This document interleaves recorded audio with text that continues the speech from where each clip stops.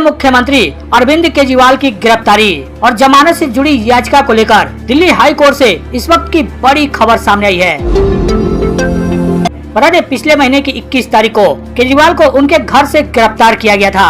1 अप्रैल को Rouse Avenue court ने उन्हें 15 दिन के लिए न्यायिक हिरासत में भेज दिया है। दिल्ली के मुख्यमंत्री केजरीवाल की गिरफ्तारी और रिमांड को लेकर हाई कोर्ट में चुनौती दी गई थी। पिछले सुनवाई में केजरीवाल की तरफ से कहा गया था कि आज ही रिहा कर दीजिए। केजरीवाल ने अपनी याचिका में गिरफ्तारी और ईडी की रिमांड को अवैध बताकर तत्काल रिहाई की मांग की थी। अब उसी मामले पर आज फिर हाई कोर्ट में सुनवाई हुई है। कोर्ट में सुनवाई के दौरान दिल्ली के मुख्यमंत्री केजरीवाल ने कहा कि गिरफ्तारी सिर्फ अपमानित करने के लिए और उनकी पार्टी को अलग थलग करने की कोशिश है। अरविंद केजरीवाल की तरफ से पेश हुए वकील अभिषेक मनु सिंघवी ने जबरदस्त बहस करते हुए कहा कि गिरफ्तारी की टाइमिंग देखिए, टाइमिंग चुनावी है, ईडी के पास सबूत भी नहीं है। हाई कोर्ट में केजरीवाल के वकील अभिषेक मनु सिंघवी ने कहा कि आम आदमी पार्टी को कंपनी मानकर ईडी एक्शन लेना चाहती है। वहीं सुनवाई के बीच एक और बड़ी खबर सामने आई है। आम आदमी पार्टी ने केजरीवाल की गिरफ्तारी के विरोध में 7 अप्रैल को देश भर में सामूहिक उपवास करने का ऐलान किया है। बता दें, पिछली बार हाई कोर्ट ने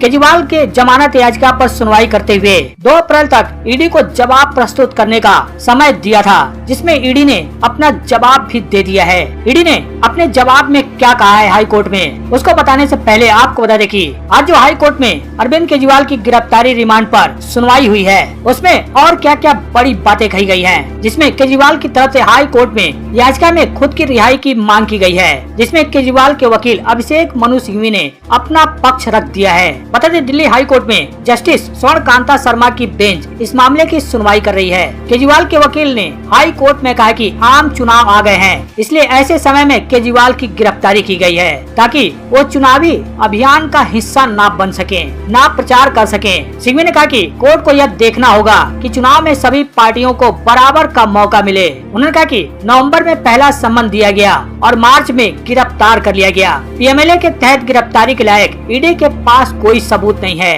हालांकि ईडी ने केजरीवाल की ओर से बहस कर रहे 2 वकीलों की दलीलों पर आपत्ति जताई। एसजी राजू ने कहा कि सिर्फ इसलिए कि आप प्रभावशाली हैं और इसलिए 3 वकीलों को बहस में शामिल कर सकते हैं, आप ऐसा नहीं कर सकते हैं। कोई भी आम आदमी 1 से ज्यादा वकील का हकदार नहीं है। यह अपवाद क्यों? आप पावरफुल हो सकते हैं, आप आम आदमी होने का दावा कर सकते हैं, लेकिन आप ऐसा नहीं कर सकते हैं। अरविंद केजरीवाल के वकील ने कहा कि आम आदमी पार्टी के संयोजक को अपनी पार्टी के उम्मीदवारों का प्रचार करने से रोकने की साजिश की जा रही है। मुख्यमंत्री केजरीवाल के वकील अभिषेक मनु सिंघवी ने अपने दलीलों में महत्वपूर्ण 8 पॉइंट उठाए हैं और तर्क दिया है कि केजरीवाल को चुनाव प्रक्रिया से दूर रखने के लिए साजिश रची गई है। ईडी ने गिरफ्तारी से पहले पीएमएलए कानून के तहत सेक्शन 50 की शर्तों को पूरा नहीं किया। केजरीवाल के वकील के मुताबिक ईडी अब तक ना मनी ट्रेल साबित कर पाई है, ना कोई सबूत जुटा पाई है, सिर्फ सरकारी गवाहों के बयान के आधार पर गिरफ्तार किया गया है। उनका कहना है कि हालांकि गिरफ्तारी के लिए सरकारी गवाहों के बयान मायने नहीं रखते हैं। सिंघवी ने कहा कि जो सम्मन दिए गए थे वे गैर कानूनी थे,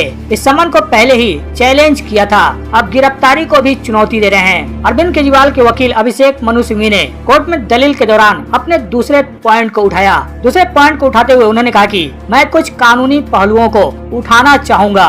लेवल प्लेइंग फील्ड सिर्फ एक मुहावरा नहीं है, निष्पक्ष चुनाव का हिस्सा है, लोकतंत्र का हिस्सा और उसके आधारभूत ढांचे से जुड़ा है। उन्होंने कहा कि चुनाव में हिस्सा लेने से रोका जा रहा है और पार्टी को तोड़ने की कोशिश हो रही है। इस मामले में समय का मुद्दा बहुत गंभीर है। सिंघवी ने कहा कि समय का मुद्दा यह सुनिश्चित करता है कि याचिकाकर्ता लोकतांत्रिक प्रक्रिया में भाग नहीं ले पाएगा और उनकी पार्टी खत्म हो जाएगी। सिंघवी ने अगला पॉइंट उठाते हुए कहा कि आप स्पष्ट रूप से बिना किसी पूछताछ, बयान आदि के गिरफ्तारी कर रहे हैं, यह अनोखी बात है। इस केस में चुनाव से पहले गिरफ्तारी करके पार्टी को खत्म करने की कोशिश की गई। सिंघवी ने कहा कि गिरफ्तारी की टाइमिंग ही ईडी की मंशा पर सवाल उठाने के लिए पर्याप्त है। ईडी का पहला सम्मन अक्टूबर में जारी किया गया था और गिरफ्तारी मार्च में जाकर होती है। उन्होंने कहा कि टाइमिंग देखिए, सीबीआई और ईडी के मामले अगस्त 2022 के हैं। पीएमएलए के तहत गिरफ्तारी के लायक ईडी के पास कोई सबूत नहीं है। सिंघवी ने कहा कि ईडी ने बिना कोई बयान दर्ज किए इस केस में गिरफ्तारी की है। उन्होंने कहा कि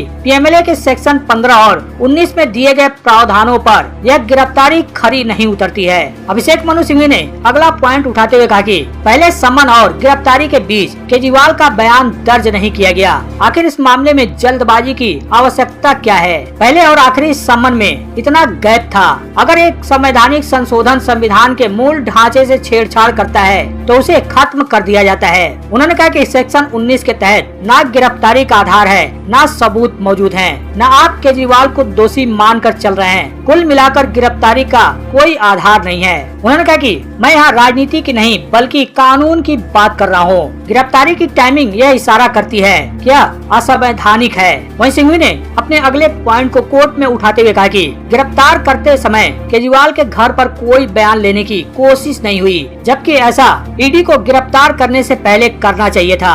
ईडी का यह कहना है कि मैंने समन का पालन नहीं किया, यह एक गुमराह करने वाला बयान है। अभिषेक मनु सिंघवी ने अगला पॉइंट उठाते हुए कहा कि पीएमएलए के तहत जमानत आसानी से नहीं मिल पाती है, इसलिए सेक्शन 19 के तहत जो गिरफ्तारी दिखाई गई है वो भी सख्त है। सिंघवी ने कोर्ट में कहा कि इसलिए ईडी ने जो गिरफ्तारी की है वो भी खरी नहीं उतरती है।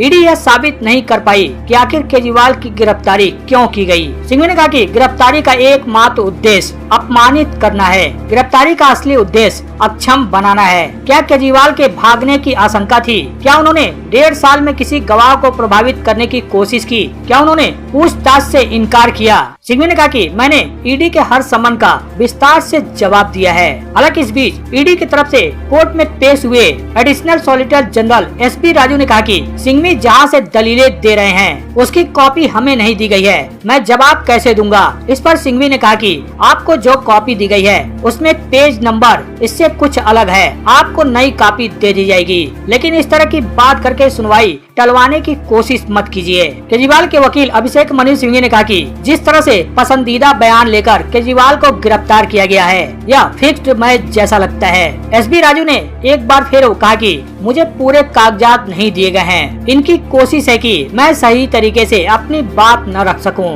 हालांकि इसके बाद सिंघवी ने अगले पॉइंट को उठाते हुए कहा कि केस दर्ज होने के 2 साल बाद मेरे क्लाइंट यानी केजरीवाल की भूमिका की जांच के लिए ईडी को कस्टडी चाहिए, यह गिरफ्तारी का आधार कैसे हो सकता है। अभिषेक मनु सिंघवी ने कोर्ट में दलीलें रखते हुए कहा कि ईडी की ये दलीलें बेमानी है, क्योंकि निचली अदालत में केजरीवाल ने रिमांड पर भेजे जाने का विरोध नहीं किया, इसलिए अब इस केस में गिरफ्तारी रिमांड को चुनौती देने वाली उनकी याचिका निष्प्रभावी हो गई है। उन्होंने कहा कि ईडी की यह दलील तो कानून की समझ से भी परे है। ईडी की एप्लीकेशन में ही कहा गया है कि हमें एफआईआर के 1.25 साल बाद और पहले समन के 6 महीने बाद केजरीवाल की भूमिका का पता लगाना है। ये आज उनकी गिरफ्तारी का आधार कैसे हो गया। वहीं अभिषेक मनु सिंघवी ने अपने दलील में आगे कहा कि राघव मगुंटा ने जब मेरे खिलाफ बयान दिया उसके 10 दिन बाद ही उसे जमानत मिल जाती है, यह आपराधिक कानून का सरासर मजाक है। ईडी केजरीवाल के खिलाफ प्रोसीड ऑफ क्राइम का पता नहीं लगा पाई। जिन पैसे की बात ईडी कर रही है वो धन कहाँ गया, किसे मिला, ईडी वो भी पता नहीं कर पा रही है। सिंघवी ने कहा कि अब सवाल यह है कि क्या केजरीवाल की गिरफ्तारी की मंशा कुछ और थी। ईडी ने पीएमएलए की धारा 70 के तहत गिरफ्तारी की, ये उचित नहीं है, क्योंकि यह इस मामले में बिल्कुल भी नहीं हो सकता है। सिंघवी ने कहा कि यह धारा तो कंपनियों के लिए है, जबकि आम आदमी पार्टी जैसी राजनीतिक पार्टी जन प्रतिनिधित्व अधिनियम के तहत पंजीकृत पार्टी है, तो पीएमएलए में एक अलग कानून को शामिल नहीं किया जा सकता है। बहरहाल एक पक्ष की तरफ से दलीलें पूरी हो चुकी हैं, अब दूसरी पक्ष यानी ईडी की तरफ से दलीलें रखी जा रही हैं। ईडी की तरफ से पक्ष रखते हुए एस राजू ने कहा कि आम आदमी पार्टी की कुछ प्रॉपर्टी भी जब्त करना चाहते हैं। यदि हम ऐसा करेंगे तो कहा जाएगा कि चुनाव के टाइम पर यह सब किया, यदि हम नहीं करते हैं तो कहा जाता है कि सबूत कहाँ है, इसलिए मैं कुछ दुविधा में हूँ। राजू ने कहा कि 5% प्रॉफिट को 12% क्यों किया गया, यह इसलिए किया गया ताकि 60% की रिश्वत ली जा सके। घोटाला हुआ है यह बात संदेह से परे है, कितना भी आप शोर मचा लो यह बात तय है कि घोटाला हुआ है। इंडो स्पिरिट को शिकायत के बावजूद लाइसेंस दिया गया, जिन्होंने रिश्वत नहीं दी उन्हें लाइसेंस वापस करने को कहा गया। एसबी राजू ने अपना पक्ष रखते हुए कहा कि यह तथ्य कि धन शोधन का अपराध हुआ है इसमें कोई संदेह नहीं है। अदालत इस अपराध पर संज्ञान ले चुकी है। संज्ञान अपराध पर होता है, अपराधी पर नहीं। अपराध पर संज्ञान के बाद आरोपियों को लेकर जांच होती है, जो कि इस मामले में भी हो रही है। आरोपियों की जांच को लेकर बाधा उत्पन्न नहीं की जा सकती है। बहरहाल थोड़ी देर में सुनवाई पूरी हो जाएगी। संभव है कि शाम तक यह साफ हो जाएगा कि केजरीवाल 15 अप्रैल तक तिहाड़ जेल में रहेंगे या हाई कोर्ट के आदेश पर बाहर निकल आएंगे, यह तो थोड़ी देर बाद साफ हो जाएगा। लेकिन आज सुनवाई से पहले ईडी ने हाई कोर्ट में अपना क्या पक्ष रखा है। बता दें, ईडी ने मुख्यमंत्री की याचिका का विरोध करते हुए कहा था कि मुख्यमंत्री की याचिका सुनने की योग्य नहीं है। साथ ही जांच एजेंसी ने केजरीवाल पर कई आरोप भी लगाए। ईडी ने अपने एफिडेविट में केजरीवाल को शराब घोटाले का किंग पिन और मुख्य साजिश करता बताया है। ईडी ने कहा कि पार्टी ने अरविंद केजरीवाल के जरिए अपराध को अंजाम दिया है। ईडी ने अपने हलफनामे में कहा है कि अरविंद केजरीवाल ने इन पैसों का इस्तेमाल आम आदमी पार्टी के लिए गोवा चुनाव अभियान में किया। साथ ही जांच एजेंसी ने अपने जवाब में यह भी कहा है कि अरविंद केजरीवाल सीधे तौर पर उत्पाद शुल्क नीति 2021-22 के निर्माण में शामिल थे। वहीं ईडी ने अपनी ओर से दाखिल जवाब में यह भी कहा है कि शराब नीति का मसौदा साउथ ग्रुप को दिए जाने वाले मुनाफे को ध्यान में रखते हुए तैयार किया गया। इसे विजय नायर, मनीष सिसोदिया और साउथ ग्रुप के सदस्यों के प्रतिनिधियों ने मिली भगत से मिलकर तैयार किया था। जांच एजेंसी का कहना है कि आप दिल्ली शराब घोटाले की प्रमुख लाभ करता है। केजरीवाल न सिर्फ पार्टी के पीछे का दिमाग थे, बल्कि वह इसकी गतिविधियों पर भी नियंत्रण रखते थे। ईडी ने कहा कि केजरीवाल शराब नीति में फैसला लेने वालों में भी शामिल थे। यह बात गवाहों के बयानों से साफ हो जाती है। ईडी की ओर से कहा गया है कि विजय नायर अरविंद केजरीवाल के बहुत करीबी सहयोगी हैं। विजय नायर की दिल्ली उत्पाद शुल्क विभाग या दिल्ली सरकार में कोई भूमिका नहीं थी। ईडी का कहना है कि वे तो रिश्वत लेने के लिए आपके शीर्ष नेताओं, विशेष रूप से अरविंद केजरीवाल की ओर से दलाली का काम करते थे।